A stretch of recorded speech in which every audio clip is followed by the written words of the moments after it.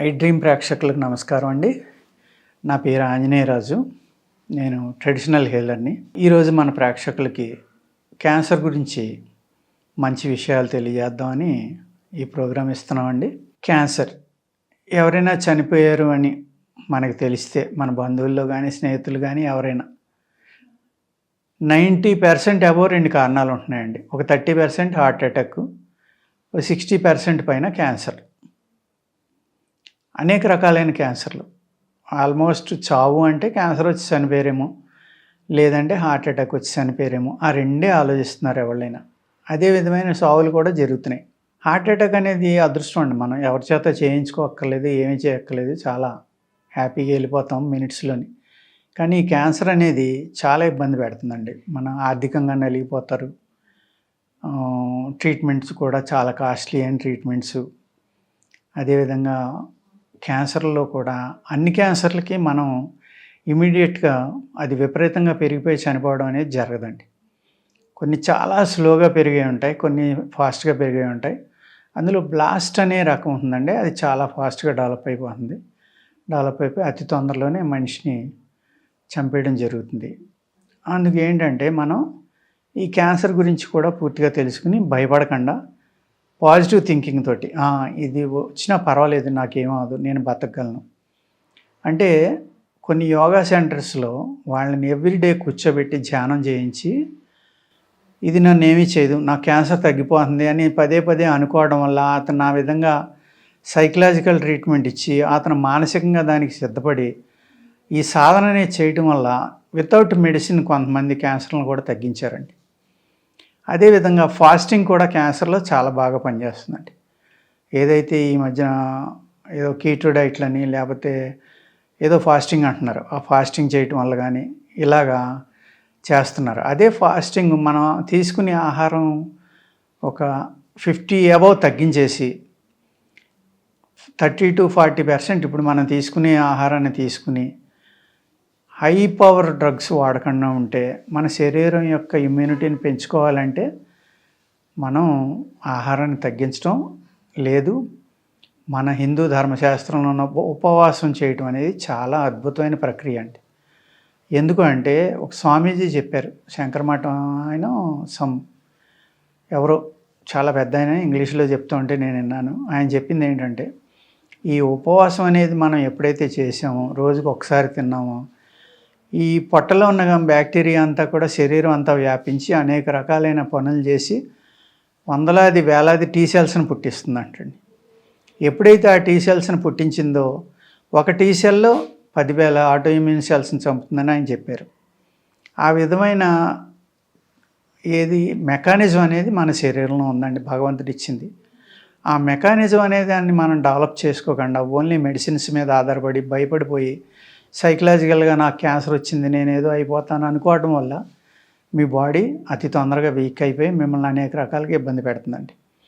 Confidence అనేది నాకేం చేయదు, నన్ను ఏం చేస్తుంది, ఏమీ చేయదు, అదే తగ్గిపోతుంది, మందులు ఉన్నాయి కదా వాడుకుందాం, కెమో ఉంది కదా వాడుకుందాం, లేదా ఆపరేషన్ ఉంది చేయించుకుందాం, ఇలా ఈ విధమైన ఆలోచించతోటి పాజిటివ్గా ఆలోచిస్తా ఇది కూడా ఆటో ఇమ్యూన్ ప్రాబ్లమే కాబట్టి బలమైన ఆహారాన్ని తీసుకుంటా మంచి వాతావరణం నుండి ఎక్కువ ఆక్సిజన్ తీసుకునే వాతావరణానికి వెళ్ళడం వల్ల కూడా మన శరీరంలో అనేక రుగ్మతల నుంచి కాపాడుకోవచ్చండి. ఆటో ఇమ్యూన్ ప్రాబ్లమ్స్ అనేవి ఆటోమేటిక్గా తగ్గుతాయి. ఏ విధంగా తగ్గుతాయి అంటే మీ ఇమ్యూనిటీ పెరిగిపోతుంది. ఏదైతే మీరు మంచి ఆక్సిజన్ తీసుకున్నారో తప్పనిసరిగా మీ శరీరం యొక్క ఇమ్యూనిటీ పెరుగుతుంది. దానికి సపోర్ట్ ఇవ్వాలంటే ఏం చేయాలి? మీరు మంచి ఆహారం కూడా ఇంపార్టెంట్, శక్తిని పెంచేది.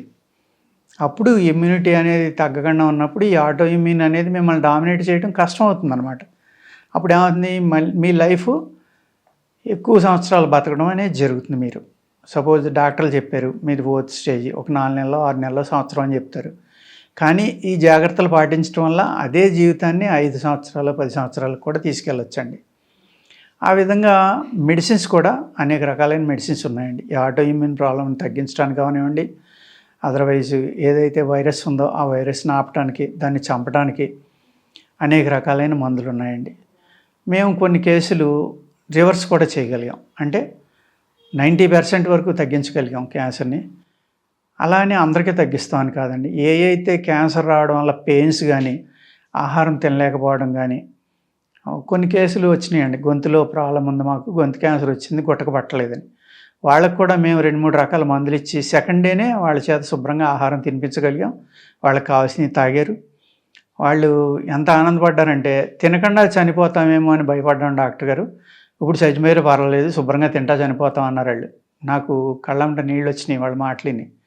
అదేవిధంగా చిన్న పిల్లలు కూడా వస్తారు. 18, 14 ఏళ్ళు, 15 ఏళ్ళు ఇలా కూడా.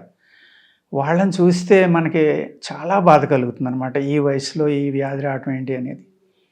అది కర్మానుసారం వస్తాయండి. భగవంతుడు మనల్ని అలా పుట్టించాడు కాబట్టి అయన్నీ భరించాలి కాబట్టి వస్తాయి. కానీ మేము మ్యాక్సిమం చేసేదేంటంటే, ఏదైతే క్యాన్సర్ వల్ల సైడ్ ఎఫెక్ట్స్ అంటే ఆహారం తీసుకోలేకపోవటం గానీ, లేదా ఆ బాధ భరించలేక చాలా ఇబ్బంది పడతారు కొందరు ముదిరిపోయిన తర్వాత. ఈవెన్ డాక్టర్లు కూడా అంటారు, మేము ఇంజెక్షన్ ఇచ్చినా గానీ 2 గంటల్లో మళ్ళీ అది మత్తు కూడా పట్టొదిలేస్తుంది. వాళ్ళు ఏడుస్తూనే ఉంటారు.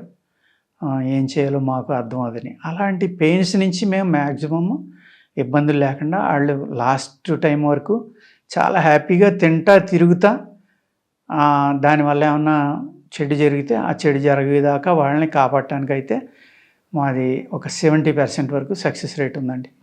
వాళ్ళు అంటారు, చాలా హ్యాపీగా ఉన్నాం డాక్టర్ గారు, బ్రహ్మాండంగా తింటున్నామని.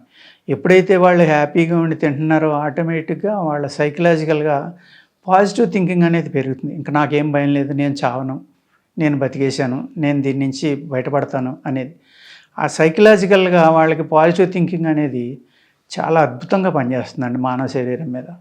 వాళ్ళకి రెసిస్టెన్స్ పవర్ ఆటోమేటిక్‌గా పెరుగుతుంది. ఏదైతే మేము చెప్పామో నియమాలు, ఆహార నియమాలు గానీ, మందు ఎలా వేసుకోవాలని చెప్పామో, ఆ టైం టు టైం కనుక మీరు తప్పనిసరిగా ప్రయత్నించి ఇంక అదే పని మీద ఉండాలి. తప్పదు కదా, రెండో మార్గం లేదు. ఆ విధంగా కనుక మెడిసిన్స్ అయ్యి వాడి ఆహార నియమాలు పాటిస్తాం, మేము తిన్న ఆహారం తీసుకుంటే తప్పనిసరిగా కొన్ని కేసులు రివర్స్ అవుతాయండి. అదేవిధంగా మీ యొక్క జీవితం యొక్క లెంగ్త్‌ని పెంచుకోవడానికి, అంటే ఒక 6 నెలల, సంవత్సరం అనేది 3 ఏళ్ళు, 5 ఏళ్ళు, 10 ఏళ్ళు కూడా బతకడానికి అవకాశం ఉందండి. అంచేత ఆయుర్వేదంలో అద్భుతమైన మందులున్నాయండి, వాడుకోవచ్చు. ఈ హెర్బ్స్ కూడా చాలా బాగా పనిచేస్తాయి. అనేక రకాల వృక్షాలు, మూలికలు ఉన్నాయి. వాటిల ద్వారా మనం మందులు తయారు చేసుకుని వాడుకుంటే తప్పనిసరిగా మనం క్యాన్సర్ నుంచి కూడా బయటపడటానికి, ఆ సైడ్ ఎఫెక్ట్ నుంచి మెయిన్ బయటపడటానికి, ఉన్నన్నాళ్ళు హ్యాపీగా జీవించడానికి చాలా బాగా ఉపయోగపడుతుందండి. నమస్కారం.